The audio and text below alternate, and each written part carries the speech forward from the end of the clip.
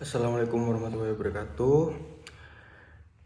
Nama saya Gias Putra Prawira Bisma, NPM 716411610, kelas 2018B, mata kuliah Etika Profesi Hukum.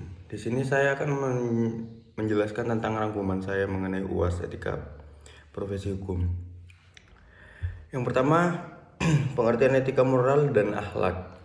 Etika merupakan refleksi kritis, metodis, dan sistematis tentang tingkah laku manusia sejauh berkaitan dengan norma-norma atau tentang tingkah laku manusia dari sudut baik atau buruk. Peranan etika sebagai pemikiran sistematis tentang moral atau pengertian yang lebih mendasar dan kritis rasional tentang moral. Perbedaan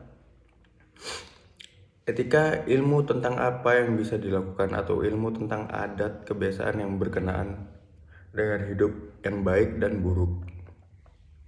Etiket, aturan-aturan kesopanan atau tata krama bagi perilaku manusia dalam pergaulan bermasyarakat atau di antara anggota-anggota suatu profesi. Etika tidak terbatas hanya pada cara melakukan suatu perbuatan, tetapi juga memberi norma tentang perbuatan tersebut boleh atau tidak.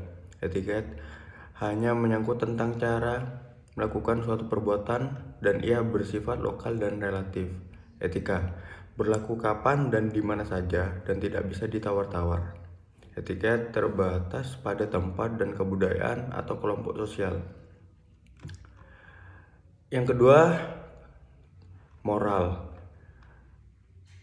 Moral secara etimologis kata etika bahasa Yunani sama dengan arti kata moral yang bahasa Latin, yaitu adat istiadat mengenai baik buruk suatu perbuatan, nilai-nilai dan norma-norma yang menjadi pegangan bagi seseorang atau kelompok atau sekelompok orang dalam mengatur tingkah lakunya menyangkut apa yang baik dan yang buruk, apa yang benar dan yang salah.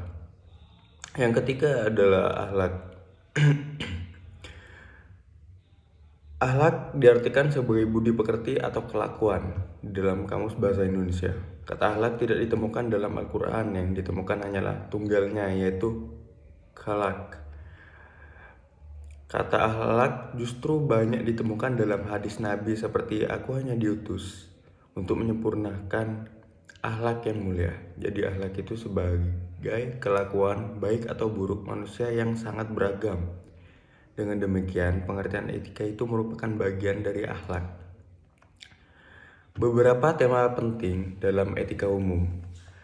Kebebasan dan tanggung jawab. Dalam kebebasan dan tanggung jawab di sini, keduanya sama-sama memiliki nilai penting yang tergantung di dalamnya, yaitu nilai etika, moral, dan akhlak seperti pada bahasan sebelumnya. Sehingga dengan tiga nilai inilah yang menjadikan landasan bagaimana kita selaku manusia bisa memanusiakan manusia yang lain dan juga bermartabat bagi bangsa yang sendiri. Macam-macam atau jenis kebebasan. Yang pertama adalah kebebasan kodrati, yang kedua adalah kebebasan yuridis, ketiga kebebasan fisik, keempat kebebasan psikologis dan psikis, yang kelima adalah kebebasan eksistensial. Begitu pula macam-macam jenis tanggung jawab. Yang pertama adalah individual, sosial, Tuhan, hati nurani sumber kekuasaan moral. Esensi dari hati nurani yaitu merupakan dimensi etis dalam hidup dan kehidupan manusia. Yang kedua, mengungkap penghayatan tentang baik buruknya sesuatu. Yang ketiga, dapat memerintahkan sekaligus melarang untuk melakukan sesuatu. Yang kelima, berkaitan erat dengan kesadaran seseorang, yaitu kesanggupan untuk mengenal diri sendiri dan Tuhannya.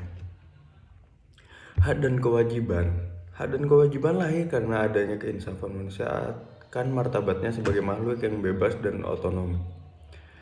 Macam-macam hak yang dimiliki manusia. Yang pertama adalah hak legal, yang kedua hak moral, yang ketiga hak khusus, yang keempat adalah hak umum, yang kelima adalah hak individu dan hak sosial. Berikutnya materinya adalah tentang makosidus syariah dalam terminologi ajaran Islam. bisa diartikan sebagai Mabadiul Qams atau Kuliyatul Qams. 5 prinsip dasar atau universal, yaitu merupakan 5 prinsip dasar atau universal yang harus dipelihara secara seimbang dalam kerangka pencapaian tujuan syariah Islam, yang dimana secara umum 5 prinsip tersebut antara lain adalah: yang pertama, jaminan kebebasan beragama; yang kedua adalah jaminan kelangsungan hidup; yang ketiga adalah jaminan kreativitas berpikir, kebebasan berekspresi dan mengeluarkan opini; yang keempat, jaminan kepemilikan harta dan properti; yang kelima adalah jaminan kelangsungan keturunan, kehormatan, serta profesi. Aktualisasi dari kelima prinsip di atas dapat dikembangkan dalam kerangka hak asasi manusia, yaitu HAM, serta pelaksanaan pemerintah yang demokratis dalam sistem ketatanegaraan rakyat Indonesia. Selain itu, kelima kaidah di atas juga sangat relevan dengan Konstitusi Indonesia sebagaimana telah tersirat dalam pembukaan Undang-Undang 1945 alinea keempat maupun yang tersurat ke dalam pasal-pasal Undang-Undang 1945. Sekian dari saya. Wassalamualaikum warahmatullahi wabarakatuh.